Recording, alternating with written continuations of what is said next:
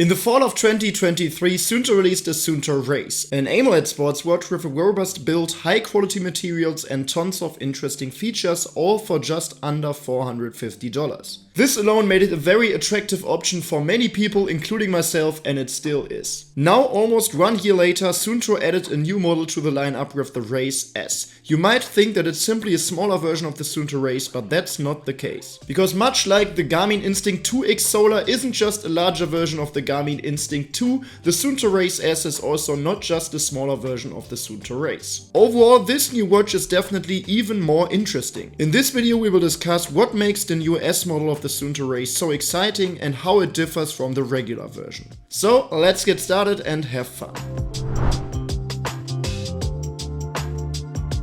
The Suunto Race already had a very affordable price for what it offered. As an AMOLED sports watch with such a high range of features, its competitors are likely watches like the Garmin Epix Pro, Forerunner 965, the Polar Vantage V3 or the Polar Grid X2 Pro, all of which cost well over $500. The Suunto Race, however, which I'm still wearing on my right arm right now, just costs $450. And now comes the Suunto Race S, which costs another $100 less, bringing it to just $349. The most obvious difference is, of course, the size, as the S version is obviously smaller. The Suunto Race has a case diameter of 49mm and is 13.3mm thick, while the Race S has a case diameter of 45mm and is 11.4mm thick. This makes it almost 2mm thinner, which you can definitely feel. This, of course, also reflects in the weight, as the Suunto Race was 83 grams, while the Suunto Race S now comes in at only 60 grams. Again, a noticeable difference, the new smaller version fits even better on the wrist and is more comfortable to wear. However, it is still a high quality and robust watch. The bezel is also made of stainless steel, but the case is mostly made of plastic other than that. The Suunto Race was also available in a more expensive titanium version, which is not available for the Race S yet. And the water resistance also decreases with the smaller case, as it is now 5 ATM or up to 50 meters, whereas it was previously 100 meters. Another difference is that the Suunto Race had sapphire glass, while the Race S now only has Gorilla Glass. Gorilla Glass is theoretically more prone to scratches than sapphire glass, but to be honest, I have tested dozens and dozens of sports watches over the last couple of years and I've never really noticed a difference between the two types of glasses. The display is also very interesting. The watch is smaller, so the display is smaller too. It was previously 1.43 inches and in this version it is 1.32 inches. But the resolution is still the same at 466 x 466 pixels, which means the Race S has a higher pixel density. So the relative display resolution is slightly higher in this new smaller version. The display is definitely super sharp. It is, of course, again an AMOLED display, so you can look forward to very bright, rich colors and high contrasts. Otherwise, from the outside, this watch hasn't changed much compared to its larger counterpart. Only the ridges on the bezel are missing here, but you can still see that this is a Suunto Race.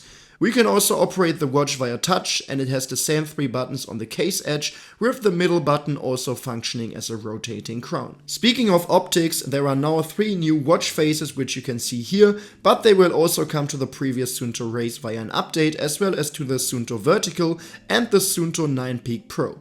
However, it's also new that you can now customize the watch faces through the watch itself. Just double tap the screen and then you can customize the individual data fields as you like, which I think is a nice little extra. I was also very pleased that the Suunto Race S is now noticeably faster than the Suunto Race. The latter was already faster than the Suunto Vertical, which really wasn't the fastest, but even with this watch there were still occasional lags. Scrolling through the widgets of the Suunto Race S is now definitely smoother, so apparently something has been improved software-wise. However, this should also come to the Suunto Race via an update.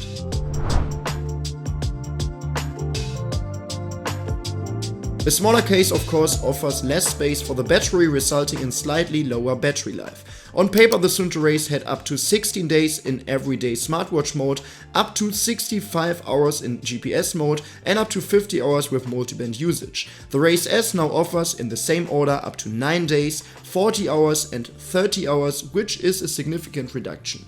However, even the battery life of this smaller version is still impressive, especially for an AMOLED watch. I will just quickly show you how the Suunto Race and the Race S perform head to head on a normal day. On this day I started with 100% and after 30 minutes of running it was down to 97% on the Race S and 99% on the Race.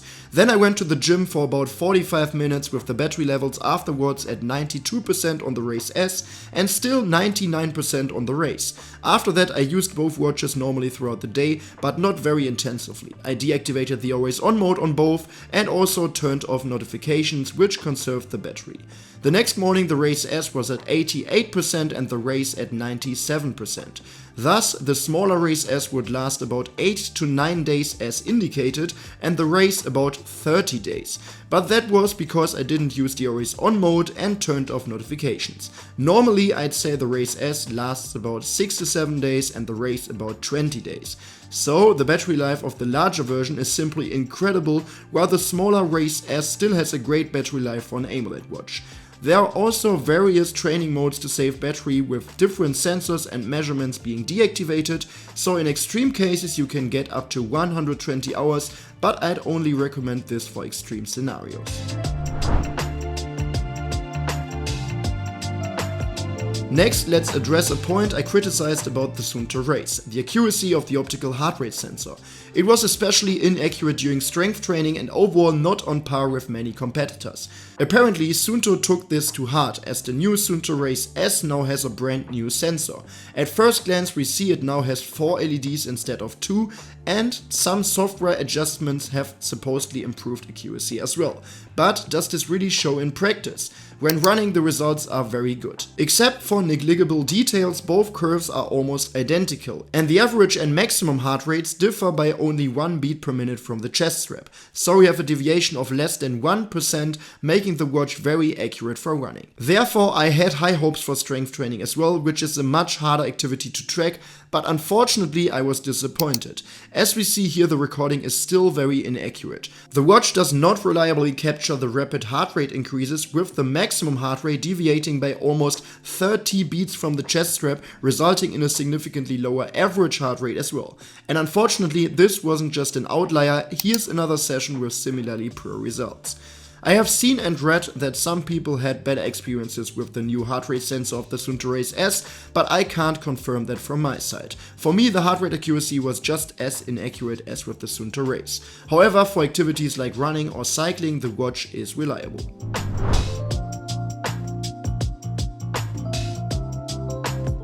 I won't talk about all of the features of the Suunto Race S in this video, because besides many differences, of course it also shares many similarities to the original Suunto Race, and I've already published a detailed review on this watch on this channel, where I talk about all of the features, so you should definitely take a look at this video as well. You will find a link to this video in the video description below. However, there are some new features. First, the Race S now offers a new climb guidance feature. This is essentially Suunto's equivalent to Garmin's Climb Pro feature.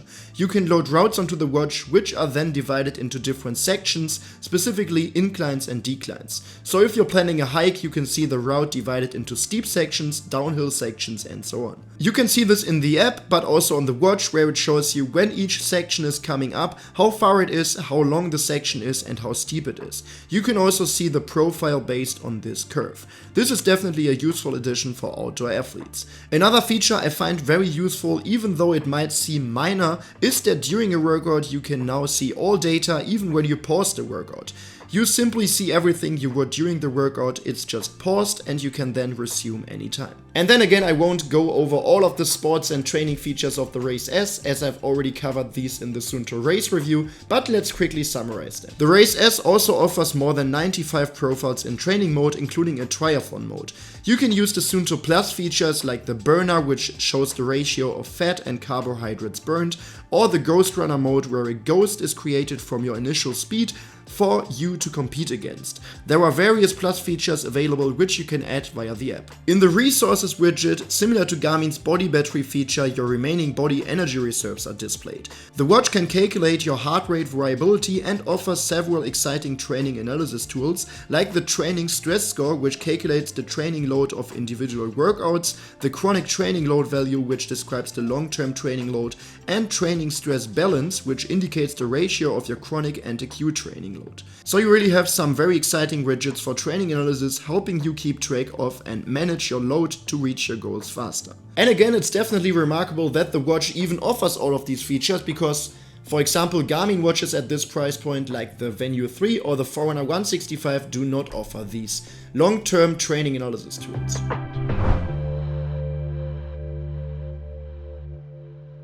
The Suunto Race S also features topographic offline maps for navigation, which is impressive for a watch at this price point. Unlike Garmin, you won't find street names or any other labels on the map, but you can still see all the details, know what's around you, and zoom in and out of the maps. One of my criticisms for the Suunto Race was that you can only zoom out of the maps to a radius of 2 kilometers. While this is sufficient for most cases, there were times where I wanted to zoom out further. And thanks to Suunto, this is now possible with the Race S, as you can now zoom out to a radius of 20 kilometers, which is 10 times the previous limit. Suunto even claims they plan to expand this further. However, the maps are still not capable of routing. This means that while we have topographic maps, can load routes onto the watch and navigate using those routes with turn-by-turn directions, we cannot start new route navigation directly on the watch. On more expensive Garmin watches, for example, you can search for gas stations or restaurants nearby and navigate to them, or create a completely new route back to the starting point of your route, making these watches like a real navigation system. With the Suunto Race S, you can navigate back to the start point, but only using the loaded route. So you can't start new route navigation on the watch itself, but honestly, the navigation features of this watch are still incredible for this price. Regarding GPS accuracy, there isn't much new or exciting to report, because unlike the heart rate measurement, the GPS measurement is still the same hardware-wise, so we have the same GPS chip and we also have multi-band usage again. So yeah, but unlike the heart rate measurement, there wasn't much need for improvement for the GPS accuracy, as this was already very good for the Suunto Race. Last year I conducted many tests with the Suunto Race, which I was very satisfied with, and I've tested the Suunto Race and the new Race S again side by side this year, and the GPS accuracy remains excellent. Whether running throughout the city, countryside or forests, the watch accurately tracks the route. In my classic test through a dense forest section, the watch was very reliable as well, so again, good job Suunto. So what can we conclude about the new Suunto Race S? Last year I concluded that the Suunto Race, priced at around $450, has an excellent price-performance ratio. And this year the Suunto Race S is even $100 cheaper, lighter, smaller and more comfortable to wear, and it offers some more features and improvements. The only downside is the shorter battery life due to the smaller case, but it should still be sufficient for most people, and it's still very good for an AMOLED watch. Overall, we are talking about a watch priced at $350 now, with a robust build including a stainless steel bezel, a very high feature set with many exciting training widgets, also for long-term training analysis, topographic maps and offline navigation, and a great GPS accuracy. This is a package you won't really find with any other manufacturer. As sports watches in general get more and more expensive, or the more affordable options often lacking crucial features, it is just very refreshing that Suunto offers this incredible package at this comparatively low price. But let me know in the comments section down below what you think of the new Suunto Race S. If you found this video helpful or interesting, you could really support me and my work here by giving this video a quick thumbs up, and if you don't want to miss any more videos in the future, you should definitely subscribe to this channel. But for now, thanks a lot for watching and see you next time.